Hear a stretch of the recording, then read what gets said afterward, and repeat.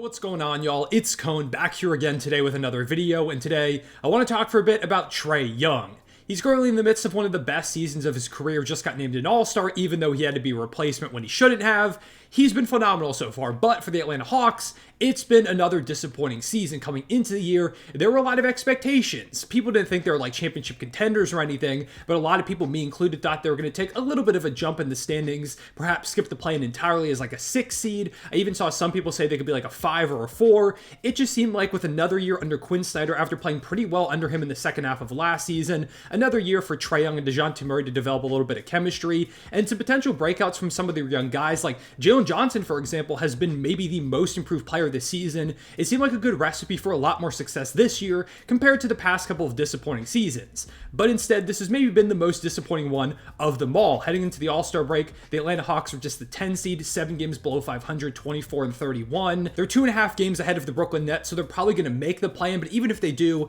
this doesn't feel like a team that's capable of making any noise whatsoever, so they're probably in for their 3rd straight first-round exit, which is not great considering what they did back in 2021, which rapidly raised the expectations for the franchise. They went on that Cinderella run, knocking off the New York Knicks in very quick fashion in the first round, beating the 1-seeded Philadelphia 76ers at home in Game 7, and then putting up a pretty good fight against the Milwaukee Bucks in the Eastern Conference Finals, who would eventually go on to win the championship. And hey, who knows what happens in that series? Maybe it goes to a 7th game if Trae Young doesn't get hurt towards the end of that series, twisting his ankle. It was a big moment for the Atlanta Hawks, a big moment for Trae Young that seemed to propel them up towards the top of the Eastern Conference, but instead, it's just been disappointing season after disappointing season, and it seems like a major shakeup may be coming soon. The Hawks tried to do a shakeup of sorts back last offseason when they acquired Dejounte Murray from the Spurs in exchange for 3 first-round picks, a deal that felt like it could make them better, but I was never one of the people that was very high on it. Theoretically, Dejounte Murray is a great defensive guard next to Trae Young made sense, but neither one of them projected as a great off-ball player, and to me, if they're going to go out there and add another star for Trae, it didn't need to be somebody in the backcourt. It should have been like a wing or a big. Just didn't feel like Dejounte Murray was going to really raise their ceiling, and so far, he hasn't. Don't get me wrong, he's a great individual player, but it just hasn't been enough for the Hawks to get anywhere close to where they were in 2021. Fast forward to about a week ago, and it seemed like Dejounte Murray probably wasn't going to be an Atlanta Hawk to finish out the season. He was one of the biggest names on the trade market. There were a lot of rumors flying around. The Lakers in particular seemed like a big player for him amongst some other teams, but the Hawks ended up holding on to him. They said, okay, we're just going to stick it out the second half of the season. Towards the end of the deadline, there were reports that Quinn Snyder was trying to convince the Hawks ownership to let this team ride at least for the second half of the year. So they decided to do that. They didn't make any major changes, and they're probably going to go into this offseason either falling out in the play-in or again losing in pretty embarrassing fashion in the first round, which means you would expect a shakeup probably comes in the offseason, whether it is through Dejounte Murray or more recently, it's starting to sound like the big shakeup may be trading Trae Young himself. Keep in mind, everything we've heard so far are just rumors. It's not like Trae has gone out there and made a public trade request, but there are a lot of reports circulating. The big one that really kind of sparked stuff was coming from Mark Stein, who said that rival teams believe that Atlanta could potentially choose to keep Dejounte Murray rather than Trae Young during this offseason. He said perhaps the more significant reason why trade talk has a more tangible feel than ever before is because there appears to be a true market forming for Young for really the first time in his 6 seasons as a Hawk. You've also got, like, I think it was Howard Beck who said that from an executive that he talked to, apparently the Spurs and Hawks had some light exploratory conversations on what a Trae Young deal could look like around the trade deadline. So not even looking forward to the future, they actually discussed it. Again, we don't know if that's true or not, but it's what's being reported. You've also got a number of people coming out and saying that the Lakers, part of the reason they stood pat at the deadline is because they believe some big name stars could be available in this offseason, including Trae Young. So it seems like a lot of the rumors circulating are centering around Trae, and I gotta be honest, it does make sense. Mainly because the Hawks at the moment are stuck in NBA purgatory. They've been a play-in team for the past 3 years and not really improving. They're not getting worse to the point where they can add a top draft pick to maybe then trade for another star alongside Trae Young. They gave up a bunch of their draft picks for the Dejounte Murray deal, so they don't have those assets. They're just in a weird middle ground, and I don't really know where they go from here. So maybe trading Trae Young is the reset that they need, but at the same time, I completely understand if they want to keep him. There's no guarantee if they decide to go ahead and tank now that they're going to find a player of Trae Young's caliber, an all-star level guy, even an all-NBA guy, I would say, who's continuously improving at any time soon. Like, Trae has really put in a lot of effort to his defense this season, easily his best defensive season. His playmaking is fantastic. He's one of the best offensive players in the world.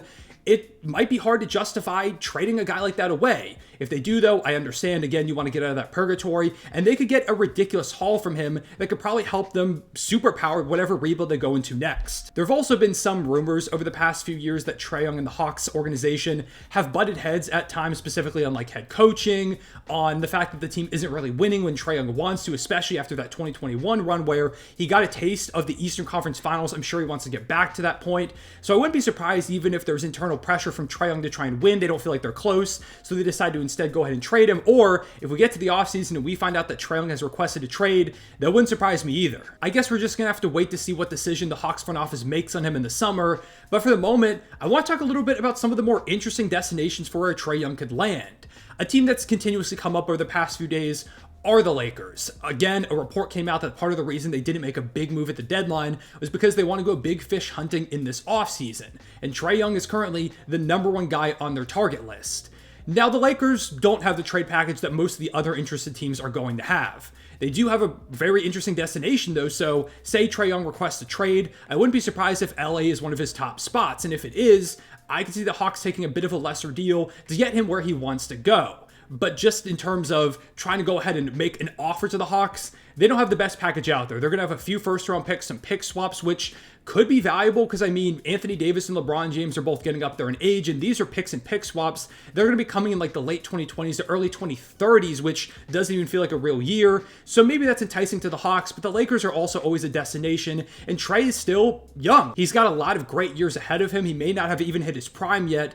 So do you want to take a risk on bringing on those picks, which could come around when Trae Young is just reaching the peak of his powers? So the Lakers are interesting. And I mean, in terms of a fit, if you put him next to LeBron and Anthony Davis, I think he would be phenomenal. Imagine him throwing lobs to AD. You have one of the best defensive bigs in the world. The Lakers have some great overall defensive personnel. I think that could be an ideal spot for Trae Young. And finally, the Lakers get a somewhat reliable volume shooter. Another team that's been popping up a lot in rumors that I think makes a ton of sense are the San Antonio Spurs, the team that the Hawks dealt with to get Dejounte Murray in the first place. Maybe they want some of their picks back from the Spurs. They send Trae Young over, get a couple of young pieces from that young core, and suddenly you've got Trae Young paired up with Victor Wembanyama, which would be incredible. The one thing that everybody wants to see Wemby get this offseason is a real point guard. It feels like that's the natural next piece to add to the Spurs team, whether that's through the draft, or maybe they decide to accelerate the timeline with how good Wemby is right now and give him an all-star to play alongside in Trae Young.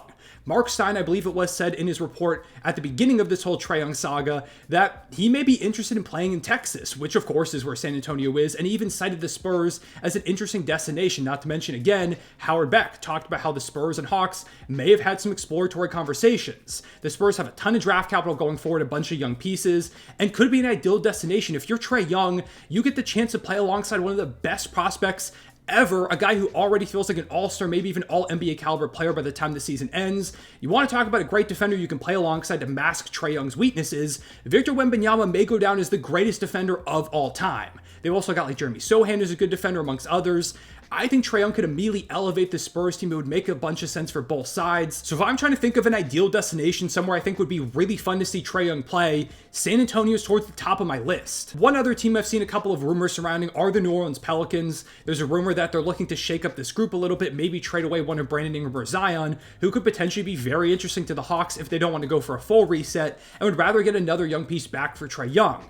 They've also got a bunch of first-round picks, a number of them from the Milwaukee Bucks, who currently are playing well, but they're an older team, so those picks could be valuable. They've got young pieces like a Dyson Daniels as well, if the Hawks are interested. So I think they could take a big swing and say they trade away a Zion or an Ingram, and you still have Trae Young alongside like Trey Murphy, Herb Jones if you keep him. That's some defense to put next to Trae Young, and it could be a good way to change up this team, trade away one All-Star in for another if you feel like the roster just needs a change, or if even somehow they find a way to keep all three of those guys. Suddenly they've got one of the most talented big threes in the entire NBA, and you put some good role players around them, you've got one of the scariest teams in the Western Conference. Those are the three teams off the top of my head that I think make the most sense, but there are a lot of other squads out there that I wouldn't be surprised if they also got into the mix. The Houston Rockets are one of those teams. At the deadline, there was a report that they were interested in grabbing another star to add to this team. They clearly want to try and win now, and bringing in Trae Young would certainly contribute to that. They could send out Fred VanVleet's expiring contract, a number of first-round picks that they have from the Brooklyn Nets, which look very valuable. They're probably going to have one of the top picks in this year's draft, so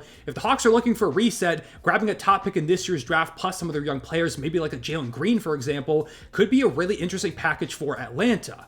I could see Detroit trying to take a swing. You had Trae Young in the backcourt next to Cade Cunningham, who's a bigger guard. You've got Jalen Duren down low. Asar Thompson projects as one of the better defenders in the league for a while. It feels like if they want to go ahead and shake things up, offer a bunch of first-round picks from a team that's been really bad the past few seasons, maybe you can get the Atlanta Hawks to bite, plus some of your young pieces, which they do have a lot of interesting guys. Utah. Also, I think if they're looking to accelerate this timeline and give Lauri Markkanen another star, they could potentially be interested. Maybe not as much as some of these other teams, because they do have like Keontae George and Colin Sexton at the guard spot, plus Jordan Clarkson still. So they don't really have a need, although Trae Young is certainly better than any of those guys. And if they want to take a swing, why not go for him? You have a bunch of draft picks. You've got another star in Lauri Markkanen, a great defender down low in Walker Kessler. I think you could make a really good team out of that grouping. The Brooklyn Nets feel like also a natural spot that would try and go for Trae Young. It's seeming like they want a star rather than trying to restart from nothing. They don't really have any of their draft picks, so there's not that much of an incentive to tank in their regard. They've also got a bunch of draft picks from Phoenix as well as Philly, who are both currently in precarious situations, even though they're good in the moment.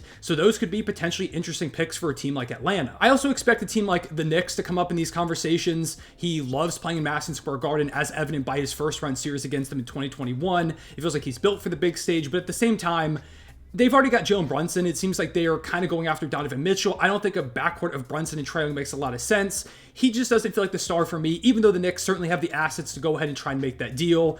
And then I'm sure OKC is going to be brought up as a Thunder fan. He doesn't really make much sense at all for us. He is from Oklahoma, so that would make sense in terms of keeping him close to home.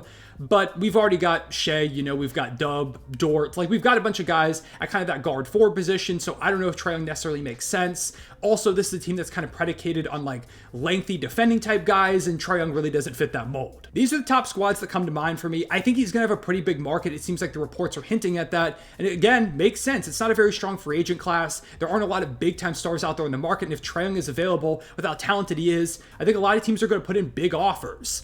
It's going to come down to whether or not Trae Young wants to be in a certain destination or not, I think, to where he lands. If he wants to be in San Antonio, I think that makes a lot of sense. If he wants to go to LA, it's going to be a battle, I think probably similar to the whole Damian Lillard Miami Heat situation this offseason, between how much are you willing to give up in a potential package to get Trae Young to where he wants to go after what he's done for your franchise. So I guess we'll have to wait and see, but I'm very excited for this. I like player movement. I'm sure Hawks fans don't want to see Trae Young go, and I'm not saying he's 100% going to be dealt, but if he is, it would be one of the biggest shakeups of the entire offseason. Could really change the landscape of whatever conference he lands in. If he lands over in the West, he could change things drastically for the Lakers, who are kind of stuck in limbo. For the Spurs, rapidly elevate them and Victor Wembanyama's timeline. It's going to be a very interesting thing to follow, and I think over the rest of the season, as the Hawks continue to hang around this play-in range and see what they do in the play-in, and if they make the playoffs, we'll get a lot more information about where this thing could go in the summer. But I just want to go ahead and talk about it because it's one of the more interesting potential storylines to follow in the second half of the season, specifically regarding player movement.